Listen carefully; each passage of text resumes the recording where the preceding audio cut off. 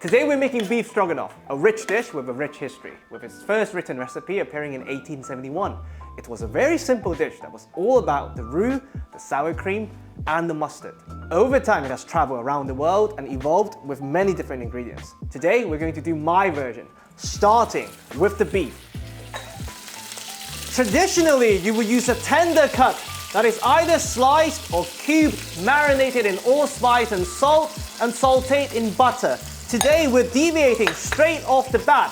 Why? Because we want to cause the Maillard reaction, what's going to make the meat taste meaty.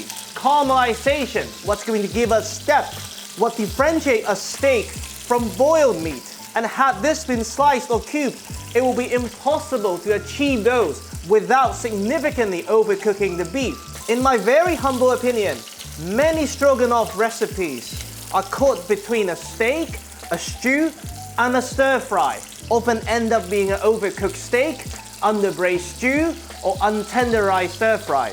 But once you commit to one and remove the strategic ambiguity, the cooking becomes very simple. The objective of the exercise today is to sear the steak, not overcook it, make a sauce, and have a wonderful dish together. And that's why we're not adding the butter yet, or using the allspice rub. At the temperature you want to brown the steak, these two things would burn and become bitter. Just look at that. That's browning.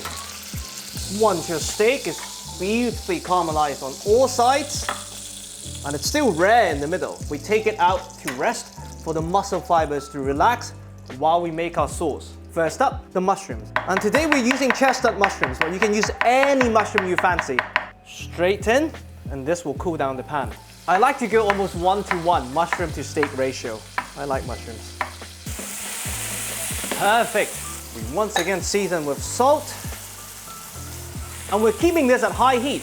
What we're trying to achieve now is through heat, we're evaporating the water content of the mushroom, concentrating their flavors, and chestnut mushrooms are about 90 to 92% moisture.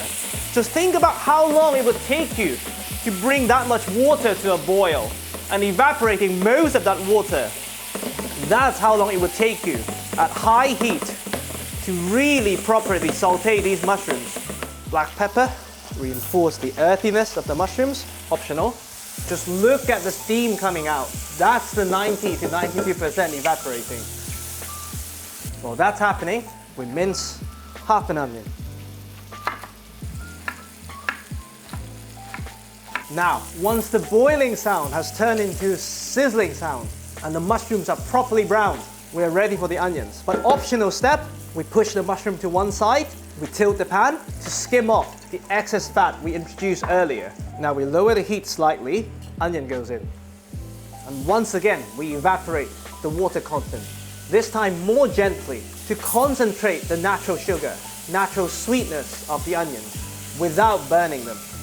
Now, once the onion's translucent, we add our umami bomb, tomato puree, which appeared quite early on in the French versions of the recipe, adding a lot of savoury depth to the dish and colour.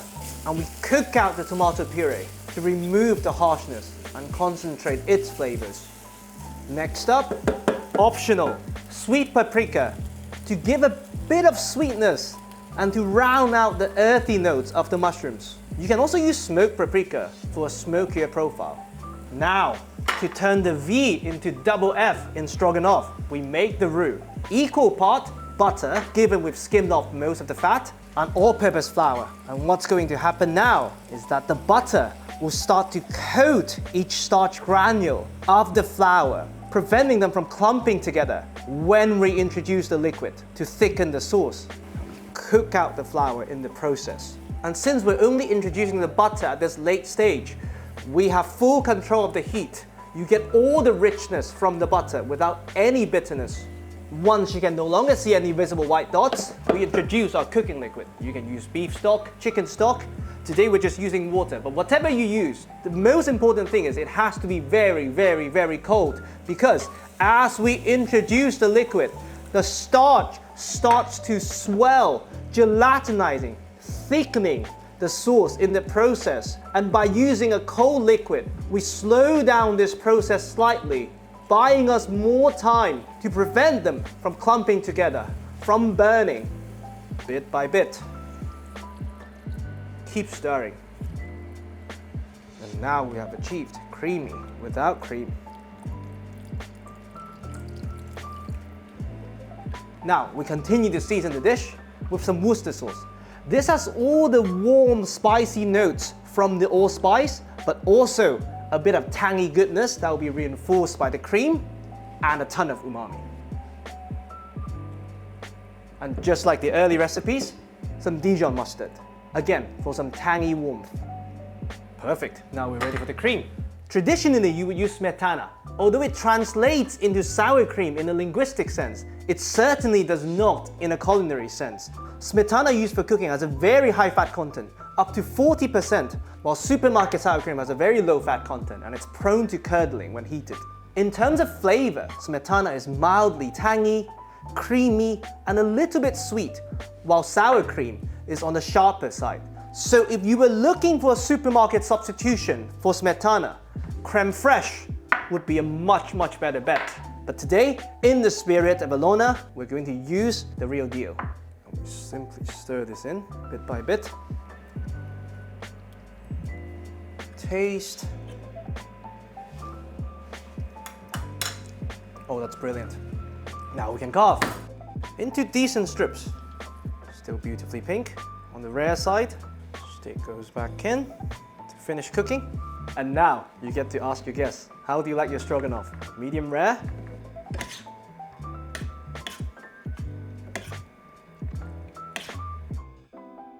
And this is my beef stroganoff.